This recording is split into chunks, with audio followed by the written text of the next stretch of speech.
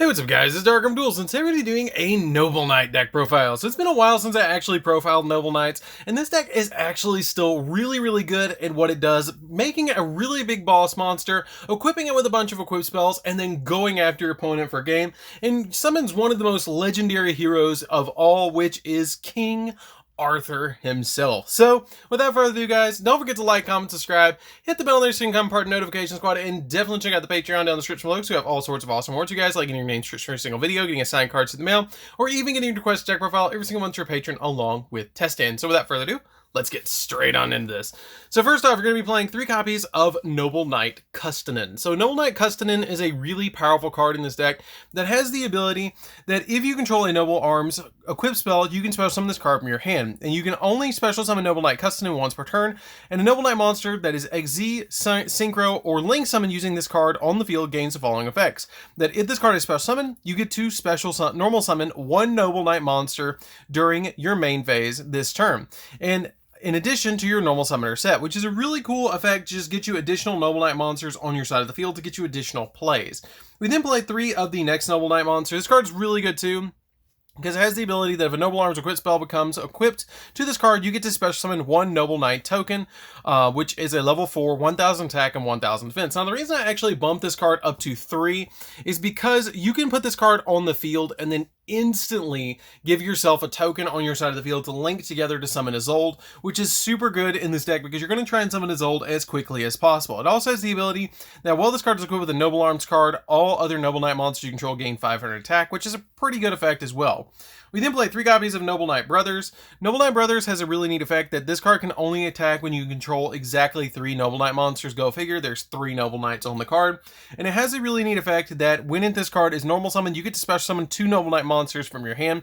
And also you can special summon monsters for the rest of the turn except Noble Knight monsters, which is not that big of a deal because you're usually just going to be summoning Noble Knight monsters in the extra deck anyways. It also has the ability that once per turn, you can target 3 Noble Knight and or Noble Arms cards in your graveyard and shuffle all 3 into the deck and then draw a card. We then play 3 copies of Noble Knight Madrot. Because we are playing a pretty much pure-ish Noble Knight build, Madrot is still a really good card to play in this deck because it has the ability that is treated as a normal monster while face on the field, and while equipped with a Noble Arms equip spell, this card becomes an effect monster, with the effect of this card becomes dark and its level is increased by 1, and then you can, if you control another monsters, then you can special summon 1 Noble Knight monster from your deck in defense position except Noble Knight Madrot, and if you do, you destroy the 1 equip card you control, which is not that big of a deal to do in this deck.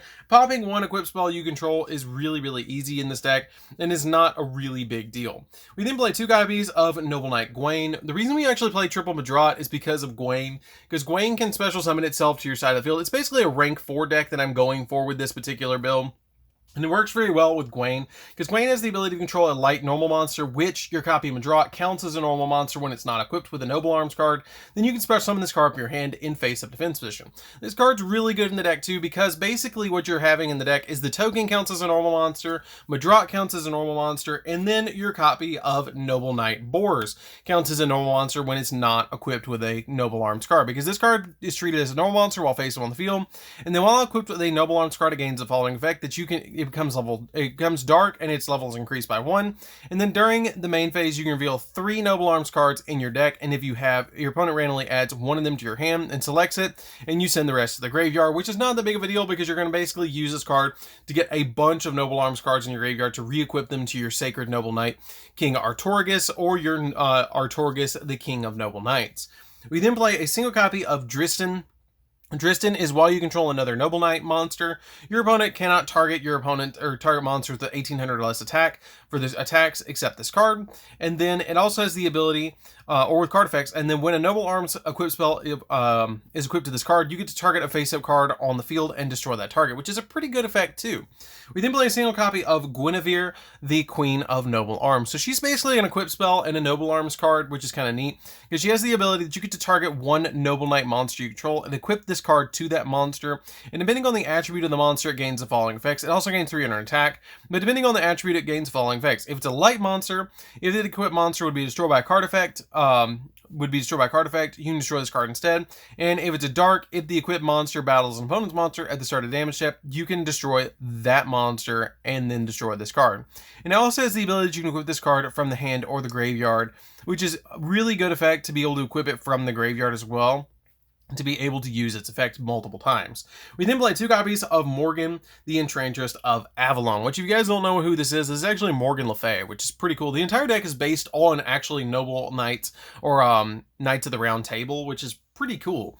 But basically what this card does is it's kind of a hand trap that when your opponent activates a card or effect while you control a Noble Knight monsters and a Noble Arms equipped spell, you can quick effect send this card from your hand to the graveyard, destroy 1 Noble Arms equipped spell, and then you can negate the activation of that card, which is pretty cool, just to be able to negate and have a hand trap that just stops your opponent. For the last 3 cards we're going to be playing for monsters, we're playing 3 of the Immortal Phoenix Gearfried. Gearfried is insanely good in this deck because you get to banish any equip spell from your field or graveyard, especially on this card from your hand. And at the start of the damage step, if this card attacks, you can equip 1 face-up monster on the field of this card, which can mean an opponent's monster as an equip spell that makes this card gain 500 attack. And then when a monster effect is activated, quick effect, you can send 1 face-up equip spell you control to the graveyard, negate the activation to destroy that card. And you can only use each effect of this card once per turn. So this is a really, really good card. Now the reason I actually don't play the Infernoble Knights in this particular build is because I kind of wanted to lean a little bit more towards a pure build, and you don't play enough, in my opinion, Fire Warriors in the deck outside of your Gearfried to make it justifiable to play them. Now, you could put in a Renauld if you want to put in Renauld in the deck to be able to recover a couple of cards in the deck, and then you might be able to throw in like a Trishula in the deck, or even go into your copy of the Infernoble Knight or the extra deck monster that's Lancelot. But there's a couple of cards in the deck that you could change the deck, but I wanted to make it a little bit more pure, which is why I went for this monster lineup. So that's it for the monsters, guys. Let's get into the spells.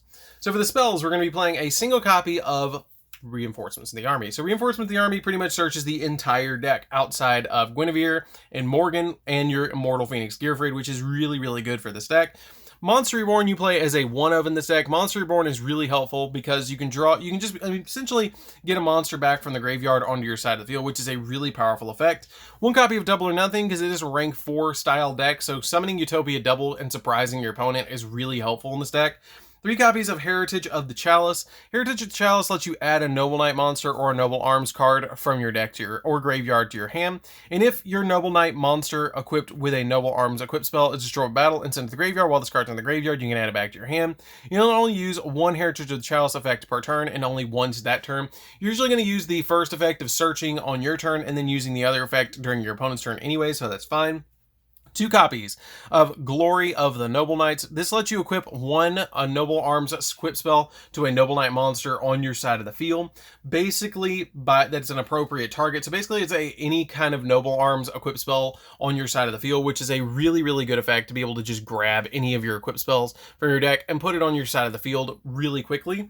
We then play a single copy of Caliburn. Caliburn is pretty good too because it makes your Noble Knight monster go up by 500, and then you can gain 500 life points each turn. And it also has the ability that if this card on the field is destroyed and sent to the graveyard, you can target 1 warrior type Noble Knight monster you control and equip this card to that monster. A lot of your Noble Arms equip spells actually share that ability, which is pretty cool. You play a single copy of Gallatin. Gallatin makes the equipped monster go up by 1,000, and then during each standby phase, it loses 200 attack. It shares the same ability of Recursion, which is pretty cool. 1 copy of Clarent. Clarent is kind of neat too because you equip it only to a warrior monster and you control.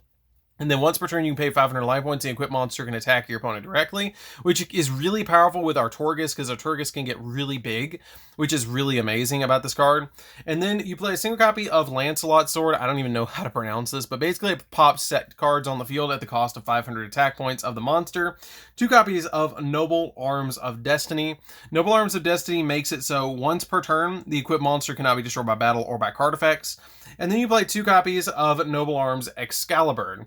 Excalibur is extremely powerful in this deck and has the ability that you only equip only to a Noble Knight monster, and the equipped monster cannot be destroyed by an opponent's card effect. And then during the turn, except the turn this card was sent to the graveyard, you can banish it from the graveyard, and then you get to target 1 Noble Knight XZ monster you control and special summon from your extra deck 1 Noble Knight XZ monster with a different name by using that monster as a material for the XZ summon, which is kind of like originally what the rank up magic spells were. but like a very weird version of it, which is kind of neat. So that's it for the spell cards. Let's get into the traps.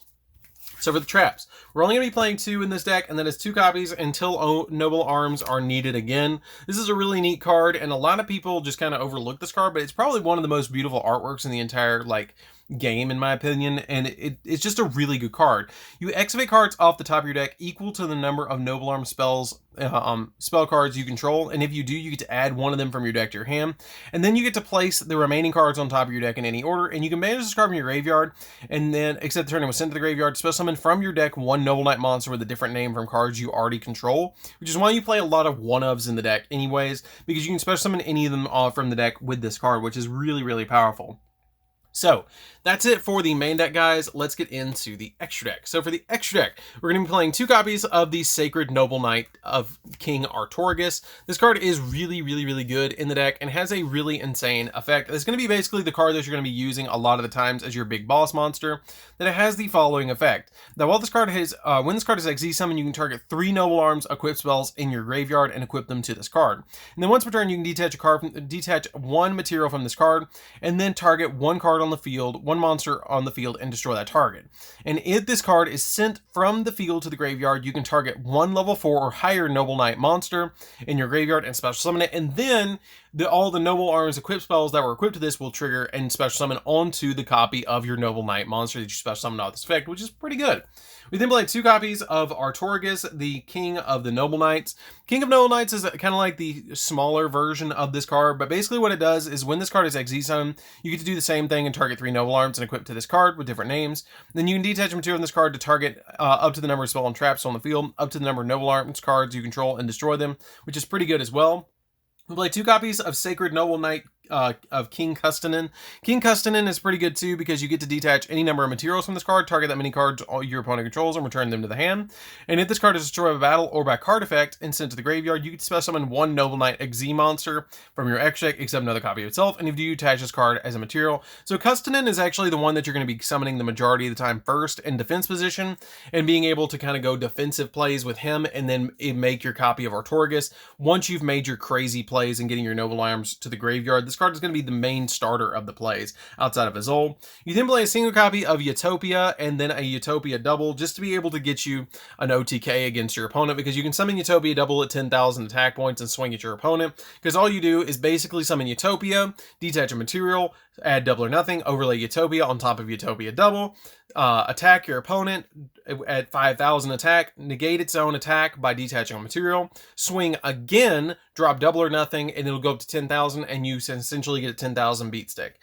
We then play 2 copies of Isolde. Isolde essentially searches everything in the deck and can send Noble Arms spells or traps from your deck to the graveyard, or equip spells and traps from your deck to the graveyard, to be able to get you additional plays in the deck where you can get all sorts of crazy plays where you can get monsters on your side of the field to link climb or to get other cards on your side of the field. We then play a single copy of Appaloosa because she can get you multiple negates on your side of the field, and usually you're going to leave a copy of Isolde on your side of the field, which IP Masquerena comes in super handy, because if you can summon IP Masquerena and Isolde on your side of the field and then go Appaloosa next turn, yes, the Appaloosa will only have 2 negates, but it still is 2 pretty good negates. Now, if you don't want to go into Appaloosa, you can go into Access Code Talker, which can get really big on your side of the field. And if you use your copy of IP and your copy of Isolde, it's going to go up to like 43 because you're going to be able to target them. And then you play a single copy of Unicorn just to spin stuff, and Phoenix to pop spells and traps. And IP Masquerena comes in handy too because you can go into Unicorn and be able to spin stuff during your opponent's turn, which is a really good effect as well. So that's it for this deck profile, guys. Don't forget to like, comment, subscribe. Definitely tell me what you think of this deck down in the comments down below. At some point, I might actually try and do an Inferno Noble Knight and Noble Knight fusion between the 2 builds, and see what I can pull off, because it is a really interesting concept to actually mix in like Oliver and Renaud into this deck and make it a little bit more of a fire Noble Knight engine, but it still is pretty interesting. So anyways, guys, this is DarkArmedDuelist. Don't forget to like, comment, subscribe, hit the bell on there so you can come part of notification squad, and definitely check out the Patreon down in the description below, and we'll see you guys in the next video. See you later, guys.